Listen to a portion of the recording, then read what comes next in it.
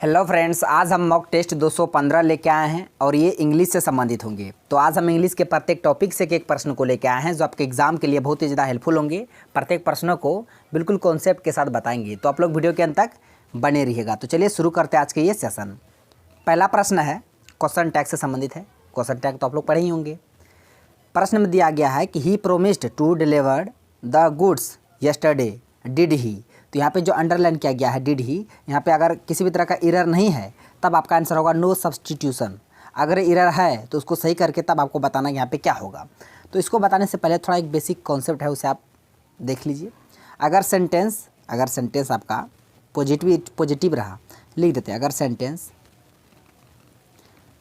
एक तरफ सेंटेंस लिख देते हैं, एक तरफ टैग लिख देते हैं, क्वेश्चन टैग। अगर सेंटेंस आपका पॉजिटिव रहा, सेंटेंस पॉजिटिव, तो टैग उसका क्या बनेगा? नेगेटिव बनेगा, टैग नेगेटिव। अगर सेंटेंस नेगेटिव रहा तो टैग क्या बनेगा? Positive, tag positive. इसको याद रखना है, समझ रहे हैं? अगर सेंटेंस पॉजिटिव तो टैग नेगेटिव, ये टी है टैग। अगर सेंटेंस नेगेटिव तो टैग पॉजिटिव। अब यहाँ पे देखिए सेंटेंस आपको क्या दिख रहा है? सेंटेंस पॉजिटिव दिख रहा है, नेगेटिव का बात नहीं हो रहा। सेंटेंस पॉजिटिव में है लेकिन इसका टैग नेगेटिव बनेगा, तो नेगेटिव तो बनेगा। सेंटेंस देख लीजिए कि किस टेंस में है। तो यहाँ देखिए सब्जेक्ट के बाद V2 आया है, यानी सेंटेंस यहाँ से पता चल गया सेंटेंस पास्ट इंडेफिनिट का है। तो इसका टैग बनेगा, टैग नेगेटिव बनेगा क्योंकि सेंटेंस पॉजिटिव में है। तो टैग नेगेटिव बनेगा, तो यहाँ डिड के बाद नोट आना चाहिए। तो यहाँ डिड के बाद नोट नहीं आया है, यानी कि हम यहाँ से पता कर लिए कि इसका आंसर ऑप्शन डी तो होगा नहीं, नो सब्स्टिट्यूशन नहीं होगा क्योंकि गलत है, हमको सही करना है। तो देखिए यहाँ इज दिया है, सेंटेंस पास्ट में है तो ये प्रेजेंट वाला इज कहाँ से आ जाएगा? तो ये भी गया, यानी ये भी नहीं होगा। वुड दिया हुआ, वुड ही नहीं होगा, वुड ही नहीं होगा। यहाँ पे ही प्रोमिस्ड सिंपल पास्ट में है, तो इसका जो टैग बनेगा डिड तो रहेगा ही, डिड रहेगा ही। सेंटेंस पॉजिटिव में है तो इसके साथ नोट लग जाएगा, डिड नोट, फिर सब्जेक्ट ही है तो ही हो जाएगा। तो डिड नोट को हम लोग क्या लिखते हैं शॉर्ट में? डिंट, क्या? डिंट, डिडंट, DIDN''T, डिंट ही। तो यहाँ पे वुड भी नहीं होगा, वुड ही। तो इसका आंसर हो जाएगा ऑप्शन ए, डिंट ही। क्या हो जाएगा? डिंट ही। इसी तरह से आपको बनाना है, sentence positive tag negative, sentence negative tag positive. और ये भी देखना है कि टेंस मतलब सेंटेंस किस टेंस में है। सेंटेंस देख लिया हम पास्ट इंडेफिनिट में, पास्ट इंडेफिनिट में हमको डिड का यूज़ तो करना ही है, मगर यहाँ पे सेंटेंस पॉजिटिव था इसलिए हम डिड के बाद नोट का यूज़ किए, यानी कि डिंट ही। तो इसका आंसर ऑप्शन ए हो गया। आई होप आप ये प्रश्न को समझ गए होंगे। अब बढ़ते हैं अगले प्रश्न की ओर। प्रश्न है यहाँ पे आपको सिनोनिम बताना, किसका? डिलीशियस। डिलीशियस का सिनोनिम बताना है। इसका 3-4 सिनोनिम लिखा जाते हैं। डिलीशियस बोल सकते हैं, यम्मी बोल सकते हैं, कोई चीज़ यम्मी है, डिलीशियस है, और जाके उसको बोल सकते हैं टेस्टी है, यम्मी है, डिलीशियस है, पैलेटेबल है, पैलेटेबल है। ये भी वर्ड पूछा गया बहुत बार एग्जाम में। पैलेटेबल, यम्मी, टेस्टी, डिलीशियस, सभी का मतलब क्या होता है पता है? सभी का मतलब होता है स्वादिष्ट। क्या होता है? स्वादिष्ट। अब इसका आपको क्या बताना? सिनोनिम बताना है। ऑप्शन में दिया रिच, रिच होगा नहीं क्योंकि रिच का अर्थ अमीर होता है। हैवी, भारी, ये भी नहीं होगा। फ्रेग्रेंट, फ्रेग्रेंट बोलिए, यानी तो उसको परफ्यूम्ड बोल सकते हैं, परफ्यूम्ड, परफ्यूम्ड, एफ नहीं होगा, यहाँ पी से शुरू होगा ना, परफ्यूम्ड, परफ्यूम्ड बोल सकते हैं, फ्रेग्रेंट बोल सकते हैं। इसका मतलब होता है सुगंधित। क्या होता है? सुगंधित। तो आप बताइए इसका आंसर क्या होगा? आपको यहाँ पूछा गया डिलीशियस का सिनोनिम, तो इसका आंसर हो जाएगा ऑप्शन बी, टेस्टी। डिलीशियस का जो अर्थ होता है वही अर्थ टेस्टी का होता है, तो इसका आंसर ऑप्शन बी हो गया। अब बाकी जो वर्ड बता है आप उसे भी याद रखिएगा। नेक्स्ट है, ये है वन वर्ड सब्स्टिट्यूट से संबंधित प्रश्न। बोले ना प्रत्येक टॉपिक से एक प्रश्न होगा। प्रश्न है the art of making maps. जो मैप्स नक्शा बनाते हैं उसे हम लोग क्या बोलते हैं? नक्शा बनाने की जो कला है, आर्ट है, उसे हम लोग क्या बोलेंगे? ज्योग्राफी नहीं, लेक्सिकोग्राफी, इस शब्दों का संकलन जो होता है ना वो होता है संकलन करने वाला। न्यूमिस्मेटिक्स, ये जो मुद्रा होता है, सिक्का का भंडारण करने वाला, मुद्रा भंडारण करने वाला, सिक्का को भंडारण करने वाला, उसे बोलते हैं न्यूमिस्मेटिक्स, इसको याद रखिएगा। लेक्सिकोग्राफी, शब्दों का जो है संकलन वो करने वाला। ज्योग्राफी तो होगा नहीं, इसका आंसर हो जाएगा ऑप्शन बी, कार्टोग्राफी। ये भी प्रश्न बहुत बार जब पूछा गया है कि the art of making maps, maps बनाने की जो कला है उसे हम लोग क्या बोलते हैं? कार्टोग्राफी। क्या? कार्टोग्राफी। इसको आपको याद रखना है। नेक्स्ट है choose the correctly spelled word. Correctly spelled word को चुनना है। करेक्ट जो है लिखा गया तो अमेंडमेंट, अमेंडमेंट कैसे लिखा जाएगा? तो ए के बाद MEND, अमेंड, MENT, अमेंडमेंट। इसका मतलब होता है किसी चीज़ में संशोधन करते हैं ना, संशोधन, अमेंडमेंट करते हैं। तो ऑप्शन में देखिए क्या क्या दिया हुआ उसको छोटी, जैसे एम के बाद आई दिया है तो ये तो ऐसे नहीं होगा। यहाँ तो डबल टी दिया है, डबल टी ऐसे हट गया। फिर यहाँ पे ए एम के बाद ई होना चाहिए, यानी एन दे दिया यानी ये भी गया। तो एक ही ऑप्शन बच गया, ऑप्शन ए, अमेंडमेंट मतलब संशोधन करना, अमेंडमेंट, AMEND, इसको याद रखना है।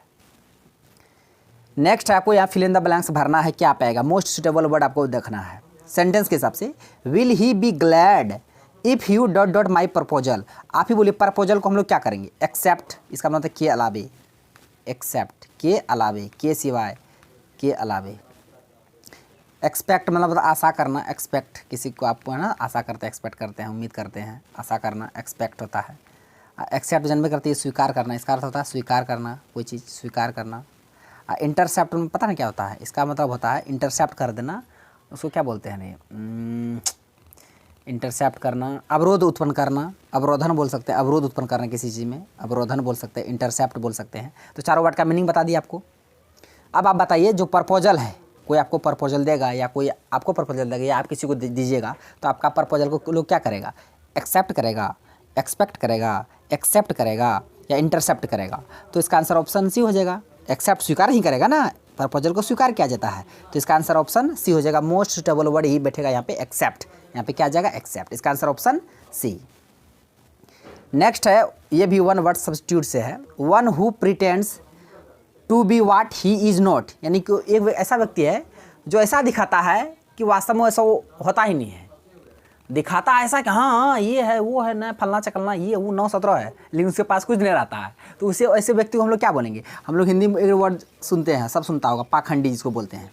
पाखंडी इसका बाबा भी होता है, बहुत सारे पाखंडी होते हैं, और तो उसके पास कुछ नहीं लेकिन दिखावे के लिए मेरे पास ये है वो है 9-17 ये करते रहेगा, उसे मतलब पाखंडी। अंग्रेजी में उसको क्या बोलेंगे, मिमिक मतलब होता है नकल करना, नकली जो होता है नकल, मिमिक्री वाला कहता ना। एक्टर जन्मे करते हैं अभिनेता, क्लोन मतलब होता है जोकर, क्या होता है क्लोन जोकर। तो इसका आंसर ऑप्शन डी हो जाएगा हाइपोक्राइट, हाइपोक्राइट पाखंडी होता कुछ नहीं दिखावे के लिए, इसका आंसर ऑप्शन डी हो जाएगा। नेक्स्ट है यहाँ पे जो रिवर थैम्स, जो थैम्स रिवर है, लंदन जो प्रश्न पूछता है लंदन किस नदी किनारे है, तो थैम्स नदी किनारे है, याद रखिएगा।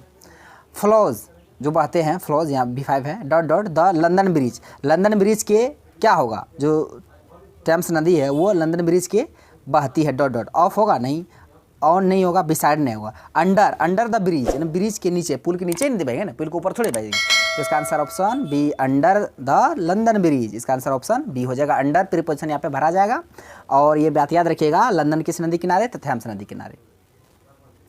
3 हम यहाँ जीके से प्रश्न लिख देते हैं, जिस तरह लंदन पूछेगा किस नदी किनारे है, एक पूछेगा न्यूयॉर्क, एक पूछेगा न्यूयॉर्क अमेरिका में है, एक पूछेगा पेरिस ये फ्रांस में है। तीनों बहुत ही महत्वपूर्ण शहर है। ये इंग्लैंड की राजधानी लंदन, ये टेम्स नदी के किनारे है। उसके बाद न्यूयॉर्क ये हडसन नदी के किनारे है, हडसन नदी के किनारे है। और पेरिस ये सीन नदी के किनारे है, पेरिस सीन नदी, न्यूयॉर्क हडसन नदी और लंदन टेम्स नदी। तो तीनों शहर को आप याद रखिएगा। वाशिंगटन डीसी पोटोमैक नदी, उसको भी याद रखिएगा, ठीक है। ये जीके का था, हम बता दिए। प्रश्न choose the correctly spelled word, यहाँ पे आपको करेक्टली स्पेल्ड वर्ड को चुनना है। कंटेम्पोररी, कंटेम्पोररी कैसे लिखा जाएगा, कंटेम्पोरेरी, कंटेम्पोरेरी यानी कि समकालीन होता है, इसका अर्थ क्या होता है, समकालीन। अब बोलिए करेक्ट किस ऑप्शन में लिखा गया है। कंटेम्पे, पी के बाद ओ होना चाहिए, तो ये गया। यहाँ पी के बाद ओ है, यहाँ भी पी के बाद ओ है, लेकिन यहाँ KCOM है, COM नहीं होता, CON होता है, यानी ये भी गया इसमें, तो ये तो ये गलत है। तो इसका आंसर ऑप्शन बी हो जाएगा, कंटेम्पोरेरी, सही स्पेलिंग के साथ याद रखिएगा। नेक्स्ट है यस, ग्रामेटिकल एरर से एक सेंटेंस दे दिया है, 4 पार्ट कर दिया ABCD, किस पार्ट में एरर है आपको बताना है, ठीक है। सेंटेंस दिया है कि many people from this village have migrate कर रहे हैं, एक जगह से दूसरी जगह जा रहे हैं, इस गांव के लोग, बहुत सारे लोग, फॉर सर्चिंग ऑफ वर्क, काम के लिए, काम की खोज के लिए। तो आपको बताना एरर कहाँ पे है। देखिए एक फ्रेज होता है, उस फ्रेज का नाम ये है in search of, in search of. इस फ्रेज का अर्थ होता है की खोज में, की खोज में, किसी चीज़ का खोज में जब लोग माइग्रेट करते हैं ना, तो उस ये फ्रेज बहुत जगह याद रखिएगा, इन सर्च ऑफ होता फ्रेज, लेकिन यहाँ फॉर सर्च ऑफ दिया है तो फॉर सर्चिंग ऑफ नहीं होगा, यहाँ फिर फॉर प्रिपरेशन नहीं होगा, यहाँ इन होगा, इन सर्च ऑफ फ्रेज होता है, तो यहाँ फॉर सर्चिंग ऑफ नहीं होगा, इन सर्च होगा। तो ये किस पार्ट में इधर है, सी वाला पार्ट में है, तो सी किस ऑप्शन में, ऑप्शन बी में है, तो इसका आंसर ऑप्शन बी हो जाएगा। तो काम की खोज के लिए लोग, इस गांव के लोग बहुत सारे माइग्रेट कर रहे हैं, एक जगह से दूसरे जगह जा रहे हैं की खोज में, फॉर सर्चिंग ऑफ नहीं, इन सर्च ऑफ, क्योंकि ये फ्रेज है, इसको आप याद रखिएगा। तो ये आज का लास्ट प्रश्न है, वर्च्यू, वर्च्यू का एंटोनिम बताना, उल्टा। तो पहले इसका 2-3 सिनोनिम लिख लीजिए। वर्च्यू बोल सकते हैं, और क्या बोल सकते हैं, इसका मतलब होता है वर्च्यू, और 2-4 वर्ड लिख दीजिए। तरह मेरिट बोल सकते हैं, मेरिट, वेल बीइंग बोल सकते हैं, वेल बीइंग, मेरिट, टी है ये। उसके बाद एट्रीब्यूट बोल सकते हैं, एट्रीब्यूट,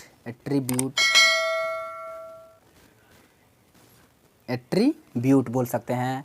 उसके बाद क्या बोले, virtue, attribute, merit, well being, इसका मतलब होता है गुण, समझते हैं ना, गुण बोल सकते हैं, सदाचार बोल सकते हैं, एट्रीब्यूट, वर्च्यू। इसका क्या बताना है, उल्टा बताना है। क्वालिटी तो नहीं होगा, वीकनेस मतलब कमजोरी, मोरालिटी, यहाँ मोरालिटी भी लिख सकते हैं, यहाँ पे मोरालिटी ये भी वर्च्यू का ही सिनोनिम है। मेरिट, वेलबीइंग, एट्रीब्यूट, मोरालिटी, ये सभी वर्च्यू का सिनोनिम है। आपको इसका उल्टा बताना है, तो इसका आंसर ऑप्शन ए हो जाएगा, वाइस का मतलब क्या होता है पता है, मतलब बुरा होता है, एक तरफ दोष बुरा, एक तरफ आप बोल रहे हो वेल बीइंग अच्छा वाला बात, उसका उल्टा बुरा ही होगा ना, तो वाइस याद रखिएगा। और वाइस का 3-4 सिनोनिम लिख लीजिए। वाइस में तो उपाध्यक्ष भी होता है ना, वाइस प्रेसिडेंट, वाइस, इविल बोल सकते हैं, वाइस बोल सकते हैं, इविल बोल सकते हैं। उसके बाद फॉल्ट बोल सकते हैं, वाइल, इविल, फॉल्ट। उसके बाद बैड बोल सकते हैं। इस सब का अर्थ होता है बुराई, क्या होता है, बुराई बोलिए या दोष बोलिए, ये सब आपस में सिनोनिम है, सबको याद रखिएगा। तो फ्रेंड्स आज का प्रश्न बस यहीं तक था, सारे प्रश्नों को बिल्कुल कॉन्सेप्ट के साथ बता दिया। आई होप आपको वीडियो पसंद आया होगा। यदि वीडियो पसंद आया तो मेरा वीडियो को लाइक कीजिए तथा मेरा यूट्यूब चैनल कर दीजिए सर आपको सब्सक्राइब करिए और बेल आइकन को भी हिट कर दीजिए, ताकि हर एक लेटेस्ट वीडियो का नोटिफिकेशन तुरंत आप तक पहुँच जाए। थैंक्स फॉर वॉचिंग वीडियो, धन्यवाद। आप मिलते हैं नेक्स्ट वीडियो में नेक्स्ट टॉपिक के साथ, तब तक के लिए जय हिंद।